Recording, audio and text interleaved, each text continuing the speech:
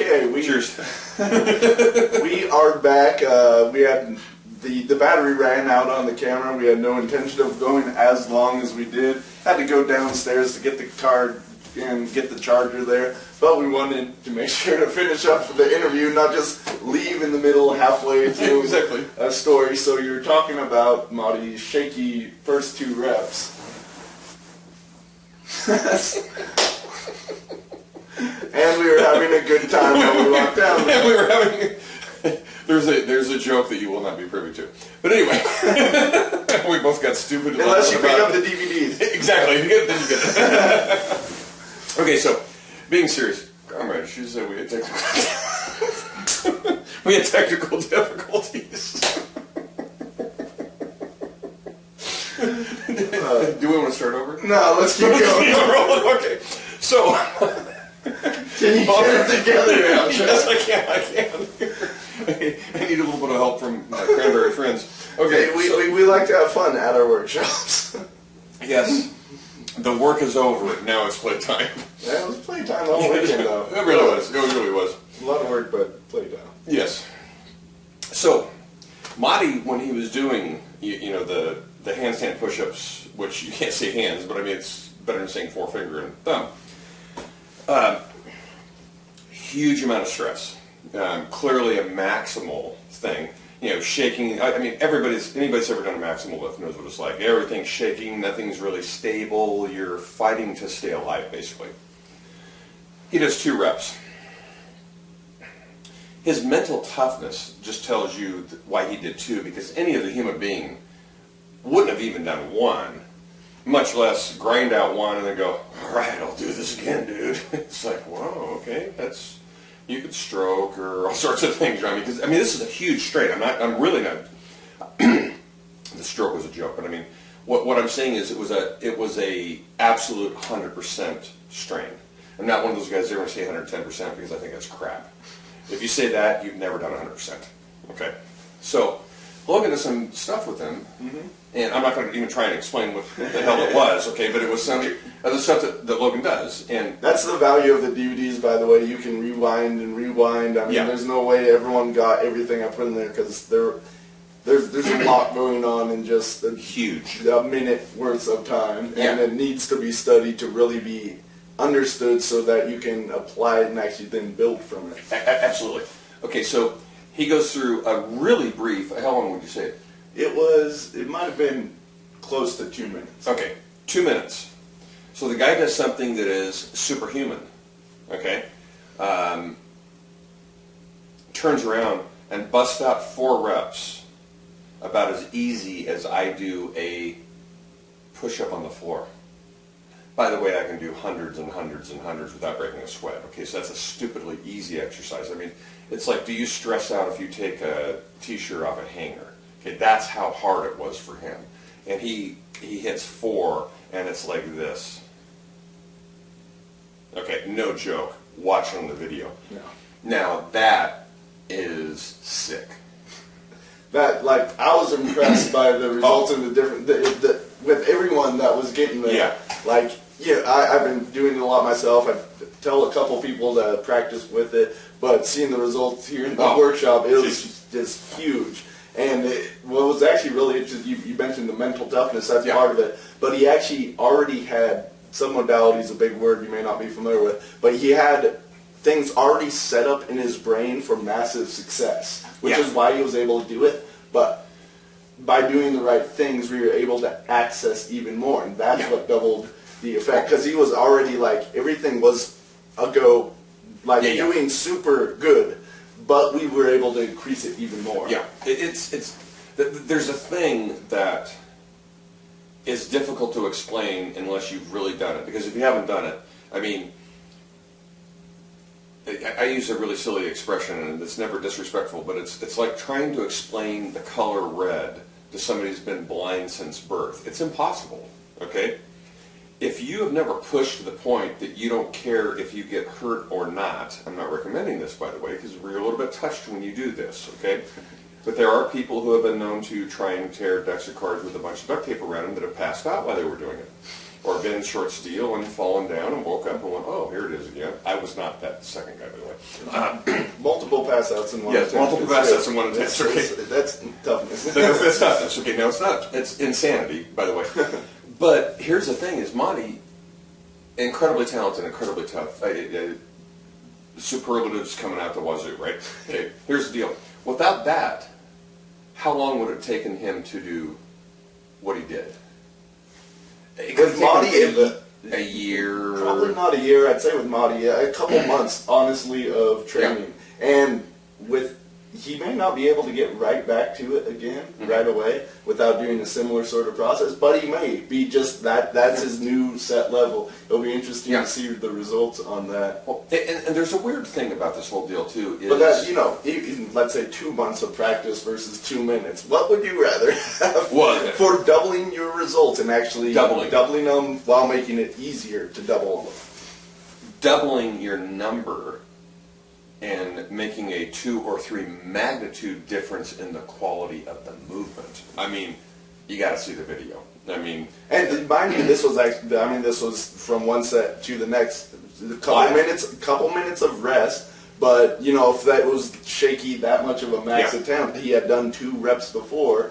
Yeah. Then he doubles it. Well, I mean, come on, he'd had an hour's worth of rest prior to that. I mean, so it wasn't like the rest time really had anything to do with it. It was what you showed him how to unlock in his head. Mm-hmm. I mean, let me give you an example of something. Our good friend Bud Jeffries, when the first I started talking about doing the 10 record tear and breaking the record, the problem I was having was I tear vertically. Okay, if you've never tried it, it's really cool, right?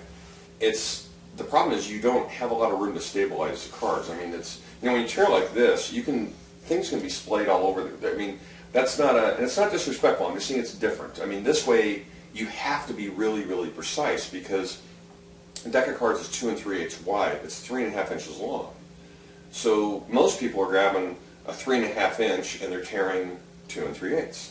So to give you an idea of something, if you tear horizontally, when you do 10 decks, you're tearing, what, under 24 inches, 23 3/4. By the way, I tore 35 inches. Okay, it's a huge difference. So Bud goes, well, you're having a problem stabilizing, and then the amount of pressure that you put on it per square inch is huge, and they start sticking to your hand. I mean, dude, like they're glued to your finger. I mean, you go like this, which kills you in time. So Bud goes, well, why don't you just put a wrap of duct tape around it? And I went, well, hell, why stop there? Why just put a wrap of Kevlar around it? You know, I mean, duct tape is tough stuff, man. NASCAR dudes do it. They call it 200-mile-an-hour tape. Okay, that's not like Scotch tape.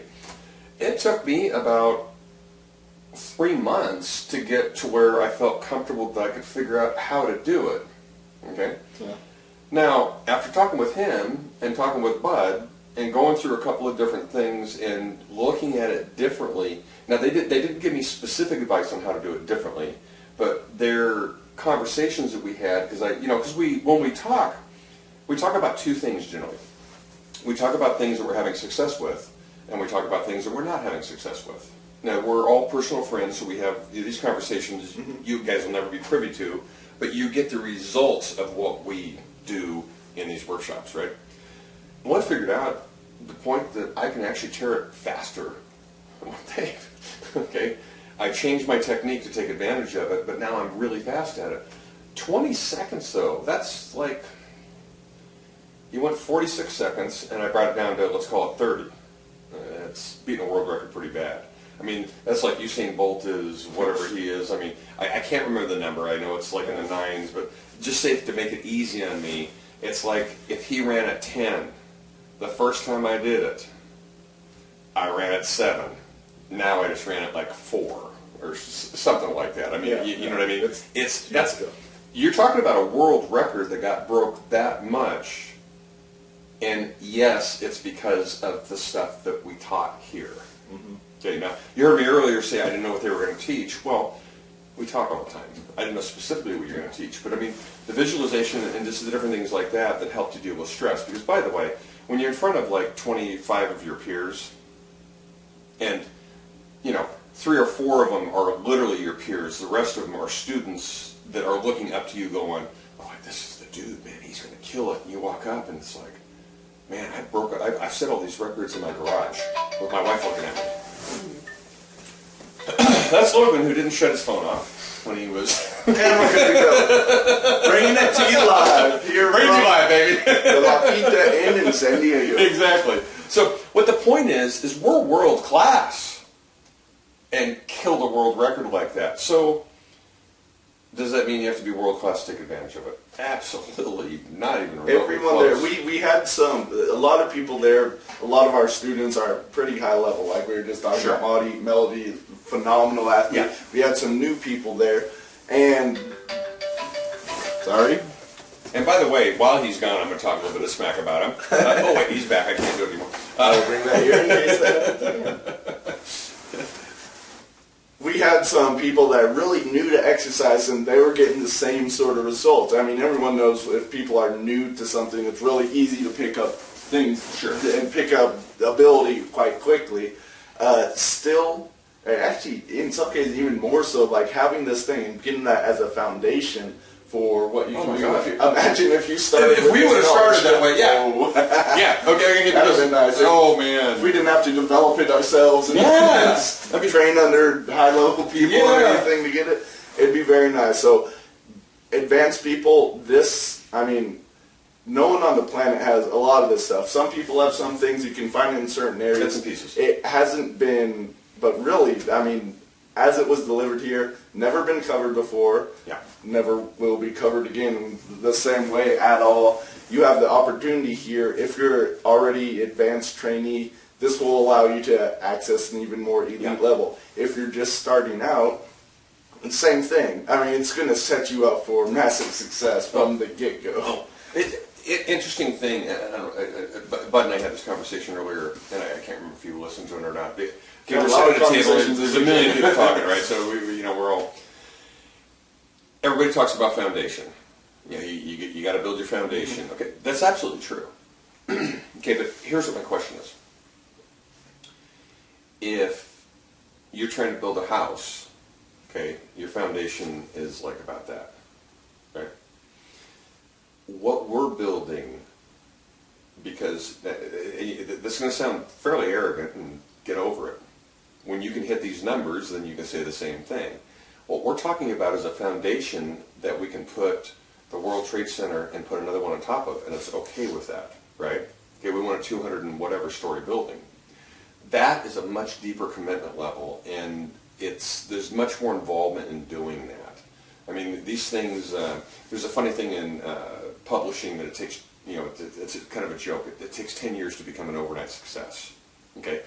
You've probably never heard of me really before. Maybe in the last year or so, okay? But it's like, look, I've been doing this for a while, okay? You're talking hundreds of thousands of this movement, okay? And trying all sorts of weird different things, and some things work, some things didn't. I've injured myself a couple of times. What you're learning how to do is, from all of us, not just me, I'm just using myself as an example because I can, we're showing you the ways to avoid the pitfalls. And if you're starting out, oh geez, you got to do this because, and I'm not going to mention what my ultimate goal is, but it's pretty cool. It's never been done. I don't know if anybody's even talked about it, and I'm going to be able to hit it within a year, okay? And it's going to be cool. Yeah. Okay. Yeah, it's interesting to say that. I am relatively, I won't say inexperienced in this field, but I haven't been doing all this stuff that long. Yeah. I started to get into serious training. I wouldn't even count like football and the lifting I did there because I didn't get success of any degree there. It was after high school, about 19, 20 years old, where I really started to get into exercise. I'm 27 now as of this recording. Is that right? Forget my next year. 27. I'm game with it if you say it. So only about 8 years, and I have achieved some massive success in different areas. Kettlebell juggling. One of the flaming kettlebell, dude. What? The flaming kettlebell. We'll get to that. Okay. The massive success in kettlebell juggling. One of the best things I've done is I'm pretty accomplished in a wide variety of things. doing some basic hand balancing and acrobatics, all the different feats of strength, including things like pulling a fire truck with my hair. I mean, who does that? My 301 snatches in 10 minutes with the 53 kilogram kettlebell. So people that have hair, by the way, do that. I have. So just in this, I guess, short time, I mean, people talk about the 10-year rule, what you were just saying, 10 years becoming overnight success. That can be radically amplified by the stuff that you learn. You can accelerate it amplify. Really I really believe I haven't achieved nothing yet compared to what's coming in the future. And everyone at this workshop can choose to do the same thing. And anyone that gets these DVDs, this really gives you the tools above and beyond what you get from this is how you do a curl. Oh, it's straight up. And what Logan's saying, okay, by the way, if you do know me at all, you'll know that you always know where you stand with me, because this just kind of spews out what I happen to think at the time. Okay, so if I didn't agree with him, I wouldn't be sitting here. Okay, let me just say this. Here's how cool. I mean, I was bad to the bone, world class tearing cards and just ripping the crap out of them, tearing $1,000 a month and doing this and this and this. My wife would hear this. That's a lot of money. Anyway, aside from that. Literally, he's not exaggerating there. That's no joke. It's a good amount of money on cards. Yeah, he just and it was for a really extended period of time. When I say that, I'm not talking about a month. I'm talking about like 6. We'll just leave it at that. Now, that's in addition to the stuff that I've done for years, previously. And I hook up with these guys, and we really start doing some business together, and we really integrate as friends and professionals and colleagues, and really start sharing secrets. I mean, no joke. I mean, this is like hard-won information that we just don't just talk about just for giggles to people. Number one, it's got to be somebody with a commitment level that's going to go, I'm going to come down and I'm going to spend 18 hours on an airplane to get here, okay?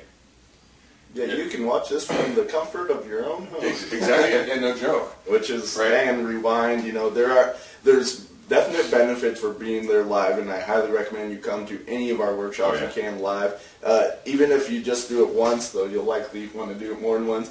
Just for the experience, because one, you get private instruction from the instructors during the break time. It's not like we disappear during the breaks. We all go out to eat together. We're all hanging out together. There's extra time before and after the sessions and all that. So there are definite benefits to being there. Plus, you get the experience live, do all the drills yourself. But DVDs have a huge benefit to them, too. You can watch it more than once. Even with the best note-taking skills, you couldn't get possibly everything we taught in this workshop. But with DVDs, you can. And you can watch them from your home. And straight up, here's the deal. When you're sitting down writing notes, I can only speak for myself, as I've already said ad nauseum. I don't ever read my notes. And when I'm writing down the notes, I'm not paying attention to the instructor, and I'm not watching. I'm not using all of my senses. You miss too much. The DVDs you can go over a ton of times. I taught things. I'm going to be going over the video in order to see what I did, because I'm not even sure of all the things. There was some phenomenal stuff in there, and to be able to access it again and again, to really get all the data that is available there, and then to put it into practice, and that means getting the result from it. It's wow. Oh yeah. This. Dude, I can't wait. I mean, seriously, I can't wait. Yeah. And you also get to hear inside information. Everybody likes to hear that. Okay, hey, I do. Okay, I'm on the inside. Okay, I dig that. Okay, you get to hear about what products we're talking about next, and you actually get to influence those to a large degree based on the questions you're asking us.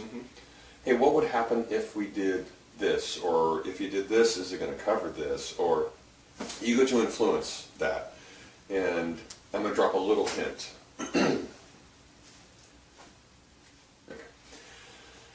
So when I hooked up with these guys, my ultimate goal was to tear 2 decks of cards vertically.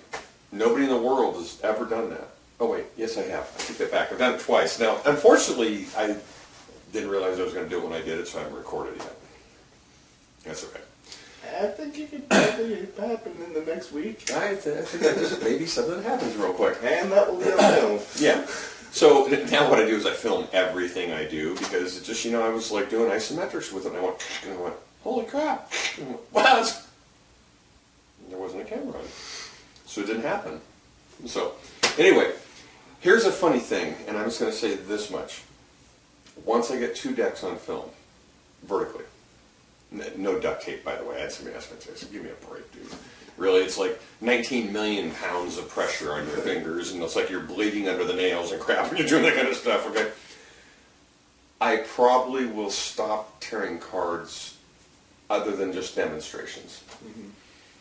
And I will start tearing things that cards are made of. That nobody's ever done. And that's only because of my association and relationship with what is it we're doing, and the gentlemen and the world-class athletes that are there, because they inspire me to do things that are superhuman. And I'm not trying to overuse that. Okay, I'm being just very matter of fact, because one of the things that we talked about today is your perception, and this is kind of deep, so if you get weirded out about it, then just fast forward past this, okay?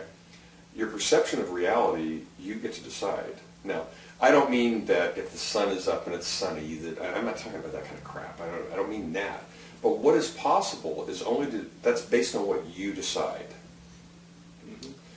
Right? So, I mean, if you think you can jump to the moon, I'm going to tell you that's probably going to be a bit of a stretch. Okay? Get to the moon in certain ways. Yeah, exactly. But if you think that you could take a piece of wood in your hand and tear it lengthwise, that's not out of the realm of possibility if you can tear 2 decks of cards. I'm not saying that's what I'm going to do, but you may get that. Okay. The thing about it is, I think that's a realistic thing. Logan has pulled, I've seen the video of him pulling a fire truck with his hair. It's like, really? Now, granted, okay, I can't really appreciate that. You have to understand that. But that was cool. Mm-hmm. Now, could you do it again? Could you do it with something bigger? Sure. I was trying for it. Yeah.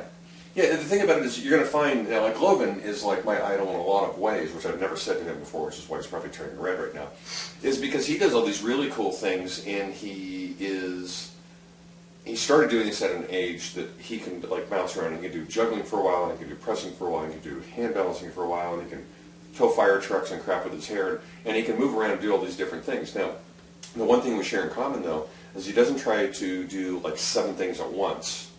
He works on one thing for a while. I mean, 3. Yeah, you do like 3. It's like 2 or 3 things really focused at a time. Yeah. Because I do quite a bit, and yeah. It's out of choice, and it's what I do. So sure. Yeah. In all fairness, you can spread yourself too sure. thin, and I have done that in the past, and that's something you gotta not. Yes. Now, to give you an example, I'm working on 3 feats of strength in terms of grip right now. Okay, so I'm doing hub pinching, and I'm doing rolling thunder, and I'm tearing. 1, I really focus on. 2, I start developing foundational work. The thing about it is, you can do whatever you want to do. The cool thing is, we give you the way to get there. It doesn't matter faster than it. I mean, yes, just practicing faster. Anything by itself, you can get there unless you run into certain blocks, which we also teach you how to deal with. But this will, we talked about just the acceleration of things. Compressing your time frame is just huge. Avoiding injuries, fixing pain that you happen to have, which are huge things that, think about that in any strength field, that's what derails people. That's what stops them from getting their goals. Absolutely. So when you can, 1, avoid those in the first place just because your body, your 1, body awareness, but 2, you're doing things right so it doesn't occur in the first place. But then when it does occur, that you can self-heal much faster. Yeah. And when we're talking about prevention, we're not talking about things that are really beyond your control. Okay? If you're walking across the street and lightning strikes you, I can't help you with that. Okay? But what we're talking about is being aware of enough that you don't do a self-imposed injury. That's really what we're talking about. Yeah. And that is, everybody, when we were talking about that, was going, whoa, that is fantastic. Yeah. Especially people that have been hurt. Yeah. Because once we showed them and spoke with them, and we all did it in different ways, they were going, man, I could have saw that coming a mile ahead of time. My good friend Tyler, who you'll see in the workshop DVD, he had recently, I guess that was probably almost a year ago, from a gymnastic incident, blew out his knee completely, ACL tear, like everything ripped out completely. ACL, MCL, meniscus, everything. He did a world-class job and screwed it up. Sorry, go ahead. But the truth is, he got the signal from his body, I shouldn't be doing these beforehand. He just didn't heed it, and he paid the price. So attaining that body awareness, which the stuff you taught really helps us do. Yeah. Also, in many ways, the stuff I did too. Absolutely. A different sort of kinesthetic awareness. Yes. But huge. I mean, that was actually the key to unlocking Marty's getting to Yes. there. It was, he already had really high some modalities. The visual, the auditory was in there as well, and kinesthetic feeling, but actually by what we did, we accessed a new feeling. And it's not something that I tried to implant into him. It was something that came naturally through the process that I taught, and it bridged that, and we actually amplified that. Then from there, that he was saying afterward, like that was an entirely new feeling, a sensation in the body that gave him newfound power. Yeah, it wasn't like digging a ditch. It was like flipping a switch. By the way, I just made that up. That was not a Dr. Seuss. Dr. Seuss. Over here. Is that good? No. Oh no. I'm just saying you're rhyming like him. Oh, I'm rhyming. Okay.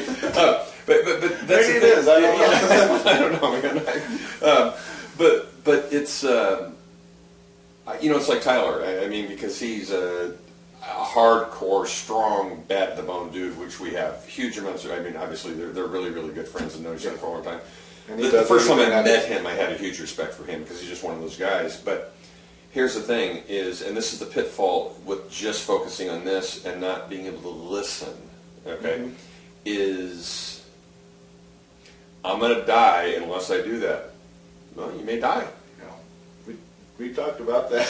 I mean, we cover all this stuff, and it's like, you're making a choice. Please understand that. Make the choice. There are times when you want to push that hard. Yeah. But it shouldn't be often, and Shouldn't be life or death. Consequences for doing so. I mean, I've pushed super hard, and I've hurt myself, and the funny thing is, people will talk about, strength coaches will talk about, until you push to the max that you can't figure out where you can be. Well, there's one guy in particular that I know that's phenomenal, John. He straight out told me as a friend, I have no idea what I can do, because he doesn't have an ego like that. He could care less. Mm-hmm. And by the way, he doesn't tear cards the way I tear cards, but his ultimate number kills my ultimate number. And that's just being very matter of fact, okay? I do it different, so I can say I'm really, really good too, which I am. But I mean, if he really got like bad to the bone down and serious, because he could care less. Beat anyone at anything if he had the gumption to do so. Yes, I mean, this is John Brookfield. This is John Brookfield. Okay, I mean, we're talking about the dude. I mean, it's like he drags a 160-pound chain in a bear crawl 10 miles without stopping. Okay, I mean, come on, man. But the thing about it is, he really digs what we do too. I mean, he really likes what we do. It's a little bit different than what he does, and that's okay. I mean, we're all going to be different, but we all end up getting to the same spot. Mm-hmm. But Flaming kettlebell juggling. Flaming kettlebell juggling. Okay, so this wild man goes, okay, so what I'm going to do is I'm going to juggle a kettlebell, which he does really, really cool, but it's going to be on fire. And I went, when did I first tell you about that? Wait, I think driving down here is when it was. Really? That was the first time you told me about before? Look, you keep secrets from me, man. I don't keep secrets. I tell you things. You talk too much, and I can't get to things before I go sometimes. Well, I have CRS syndrome. A lot of times I can't remember stuff. And so I'm thinking he's going to put lighter fluid or something on it and light it, and he's going to flip it around. There's going to be little flames and crap like this. So I'm seeing these guys soaking these thick. It's called a Kevlar wick. It's a Kevlar wick. It's what they use for fire dancing. I did some research. okay, how can I light a kettlebell? Okay, on now fire? that's sick right off the bat that you did research on this kind of crap. Well, you can't. But it's just, really good. But I mean, you can't just jump into it. Like if I squirt lighter fluid, it's not going to stay on the kettlebell as it's flipping. Most likely. do you see the quality of the education you get with these things? So here comes Logan. You have to be smart if you're going to be stupid. I think it's got to be tough if you're going to be stupid. No, but it's you have okay, to be smart if you're going to be stupid. Yeah. Okay, so Logan, turn to the side so they can see your hair. Okay, so I'm seeing this oil put on this thing, and it's like, okay, I can figure out what they're doing. They're going to wrap the kettlebell in this, and I'm going, dude, you're going to be like a torch. And I'm not sure how this is going to work out. Well, he comes back about 10 minutes later, man, and he's dressed up like a quasi-firefighter. And he's like, went down, and they light this thing, and he starts rolling, and it's like, dude, it's not like a big light.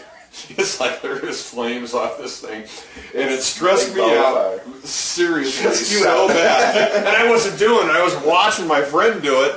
That I had my camera on picture instead of video, and I'm like going, "Come on, go!" And I go, "Okay, I got it. I'm watching it. Holy crap, he's doing it. How's it?" And I couldn't even see the handle because the flames were getting like this long as he was flipping it through. Or are we going to put it? I'm sorry. I don't know why this person keeps calling me. Who is it? I don't know. Random number. Oh, I got you. Keep going. Yeah, Keep going. it's all good. I'll turn it off. So it's okay. I don't recognize the person. It was fantastic. I mean, it was really, really, really cool. And the thing was, he was committed to doing a certain movement, which I don't juggle well enough to have vocabulary for it, but it's a very difficult movement. Over the shoulder flip. Over the shoulder flip. And he stayed at it, okay, with flesh singeing, shall we say, at times. No, dude, that's not an exaggeration. I mean, I could smell, it was getting hot. And it was like he was having to flip the kettlebell handle over so the flames were going this way, so you turn around and grab it again, until he did the whole deal. And can we put a clip of that? Yeah, that'll probably already be online, and most people have seen it. But that was bad to the bone. We'll add it in here as well. Yeah, the coolness factor of that, in my opinion, beat everything else that ever happened. Thank you. Bar none. That's nice to hear. Yeah. Even though it's, it wasn't a world record. I mean, it hasn't been done in that fashion ever since. Yeah. So, in that sense, it is quite out there. Yes, it's you're making Pluto look like next door. Okay, I mean it's out there a ways, but the coolness factor was there. So that brings up something you were talking about your stress level while you're doing it. When I'm doing it, I'm decked out and things. I got a bandana on, wet it down so my hair doesn't catch on fire and everything. But I'm doing it in welding gloves, that makes juggling the kettlebell harder to do. It is pitch black basically outside. We had some lights set up, but then it's a giant flaming ball. It's a big flame too.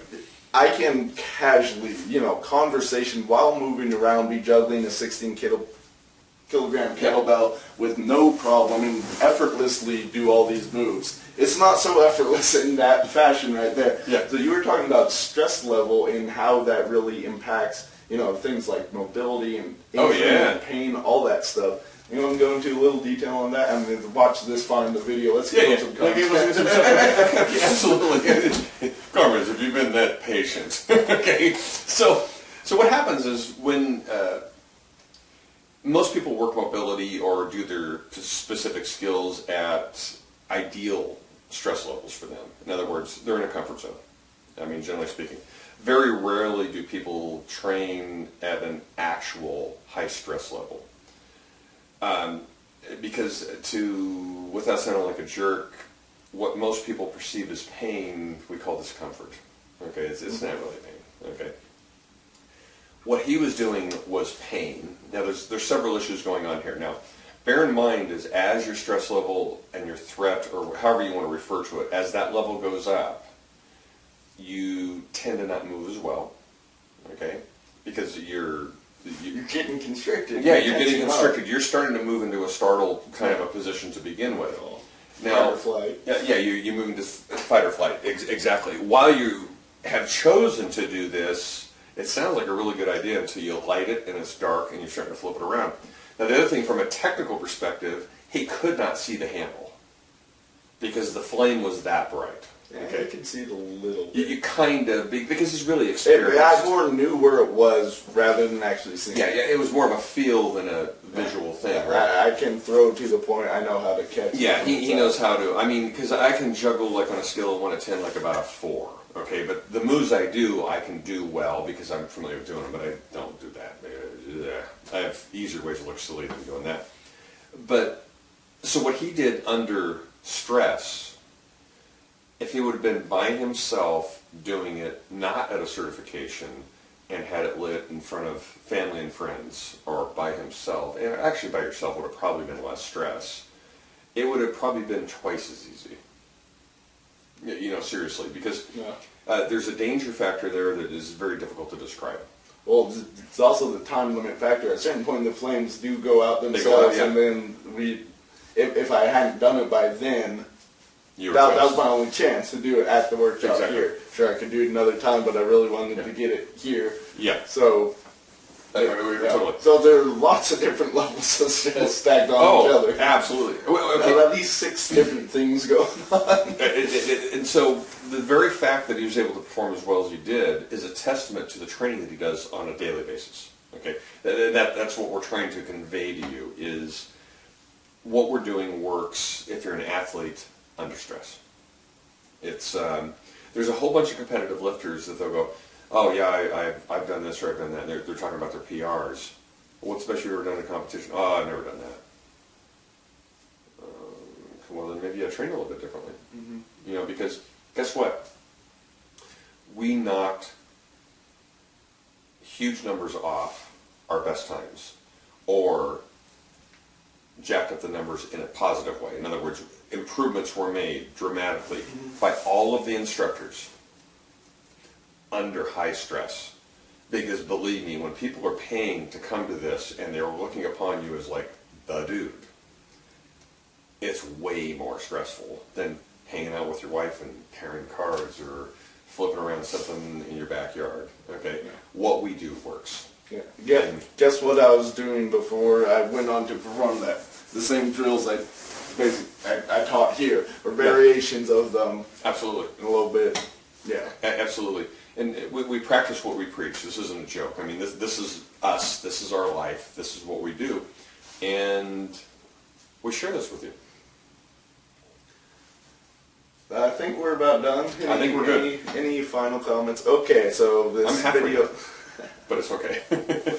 This video is probably about an hour long or so, probably even longer. What this video, I'm thinking right now, this will actually sort of be the sales video. I'm thinking it may not be a bad idea. Well, so there will be details down below. You can order the DVDs. Really, I truly believe there isn't anything like that. Okay. I don't truly believe. I know. Yes. There is nothing like this out there you will find anywhere. Or none. At best, I mean, you can find certain pieces in different areas. You'd have to search far and wide to even come close. And that's if you knew where to look, to just even try to get this stuff all together. And in doing that, you would spend a lot more time and actually a lot more money just even trying to do that. Yeah. So you have to filter through a bunch of garbage, by the way, because we've all went through a lot of these training. We're bringing you the best of the best. Yeah. And like we said, multiple different people bringing you what they've done that really has helped them, what you can do. And I look forward to applying what I learned from Chuck, what I learned from Garen, what I learned from Bud, to bring myself up even more. And when I do that with my own skills, it's going to, bring me to another level. Same for all the guys here. I absolutely agreed, except for that Chuck guy. But the Logan guy, I'm going to learn from him, Garen, and Bud. And what's cool about this? It's as exciting for us as it is for you, but better in a way because this shapes what we do next. Mm-hmm. Because we really are, I don't know if I like to call myself a guinea pig. We experiment upon ourselves. Yeah, we have. And the choice is yours, but really I hope you do come and join us. Join this wonderful world of the elite possibilities. Yes, yes. And it'll definitely be a paradigm shift for you because you will start believing. It'll be more than one. Yeah, exactly. It will. What you think is possible right now, that's not that big of a deal. There's a much bigger world out there that you really can do if you just think you can, and you have a few things that we teach you. Yeah, the ultimate tools for achieving that success. Yeah, absolutely. Cheers. Thank you very much. Well, I hope you enjoyed that and got a lot out of it. I've made available just for people that listen to this podcast all the way through my presentation from the Wizards of Strength workshop, my very best material in my opinion, stuff that can radically accelerate your progress instantly pretty much. You can check that out, more details at wizardsofstrength.com/IEE. That IEE stands for Instant Exercise Enhancers, which was my name for that presentation. So be sure to check that out. That's wizardsofstrength.com/IEE. Thanks, and I'll talk to you next week.